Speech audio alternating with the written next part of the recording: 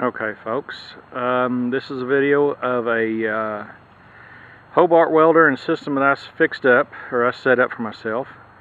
I wanted to show y'all some things that I've done and fixed on this thing, and pass the good information off to you guys and give y'all some good ideas. I've modified the heck out of this MIG cart, and this is a Hobart Handler 140. It's my first MIG welder, and to be honest, I've never MIG welded before, so I can't wait till I get my tank set up and go to town with it. I do a lot of work with mini bikes, go-karts, and other stuff like that, so and that'll be a project over there, is that Honda Odyssey. But as you can see on my MIG cart, this is the first thing I ever pinstripe, so y'all don't give me too much flack over that. I'm just learning how to pinstripe, so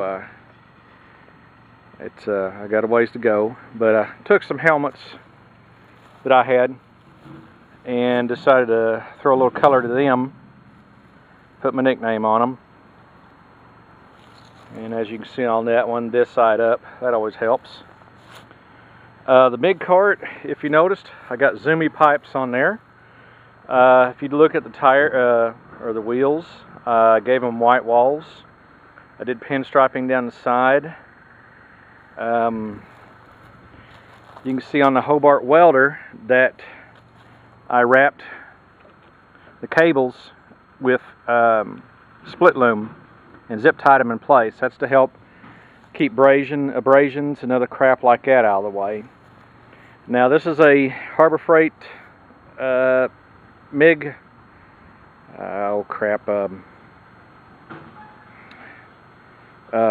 MIG cart, and the thing about the Hobart is that it fits down fairly low in there, so you're going to have to raise it up somehow, the Hobart, to get the door to where you can open and get inside there. Let me show you some of the things I've done with my tool. I laid out some of my tools and stuff that I keep on here.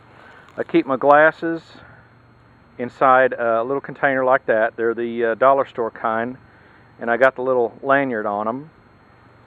I keep all my nozzles in a little fishing lure box and a label on the outside and on the inside.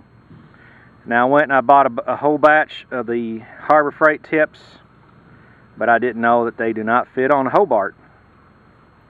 So over here I'm going to put a couple more sizes. They say to keep a buttload of them, and I keep an extra nozzle in there. And any other stuff in there I'll put inside here.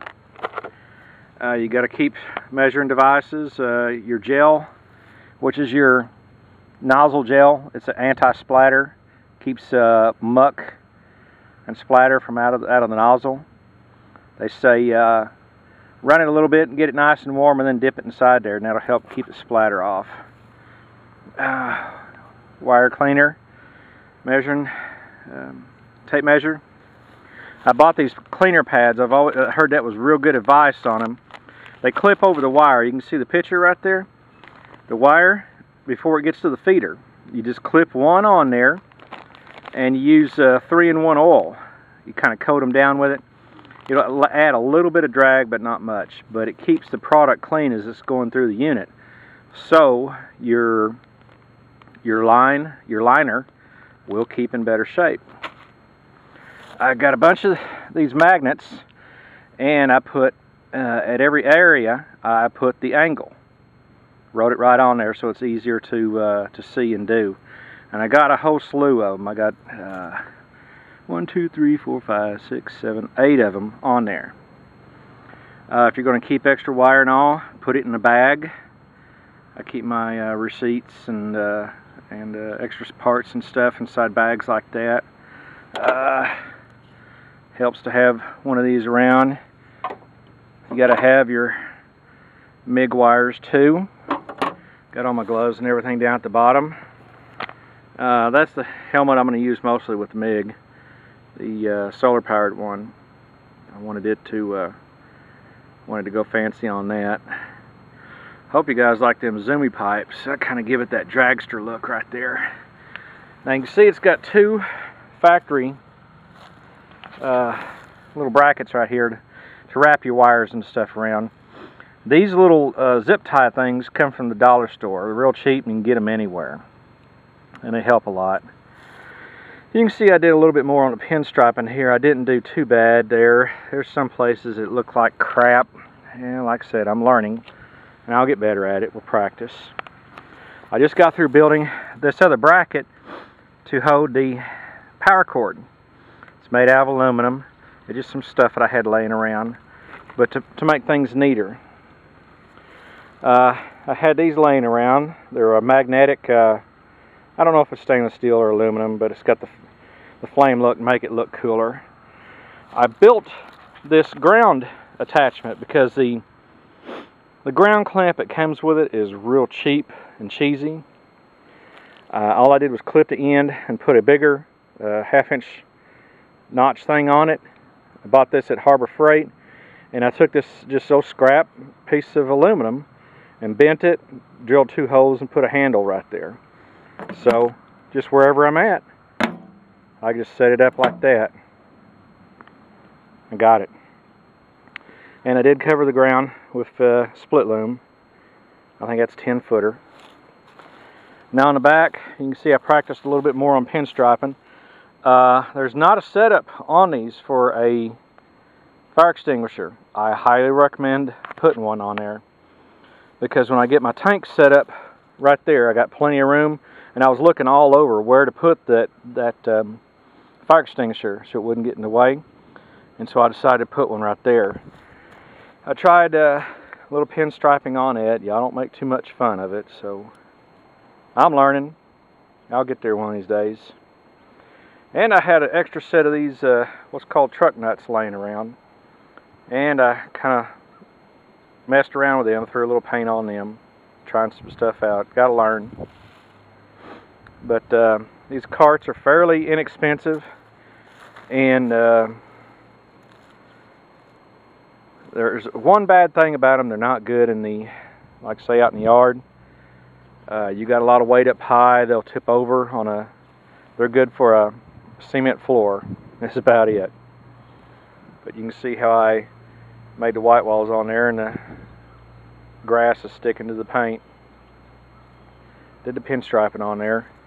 I can't stand stock looking stuff. I like to get my hands on stuff and play with them, modify them, and make them better. A little bag right there is where I got my regulator for the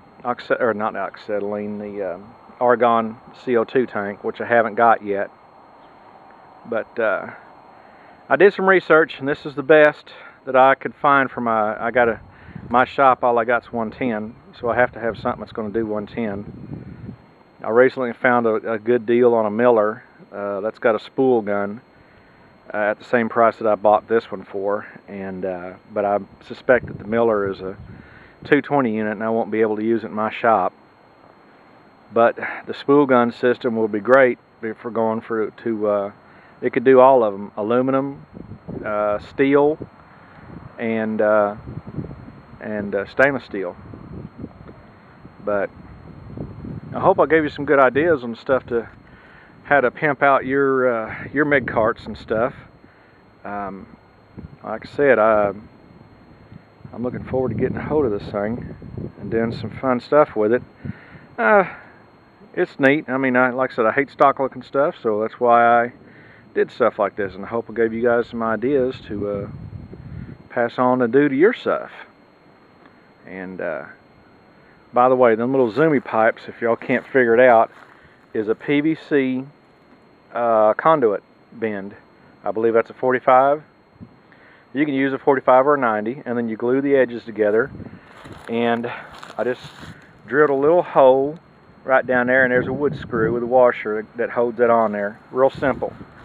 I've done these before on little red wagons for the kids, my nephews specifically, and did that for a Christmas gift once. So there's some good ideas and stuff right here, especially that ground strap system, which is the magnet system. And there's some good ideas and tips right there. I hope you guys like this.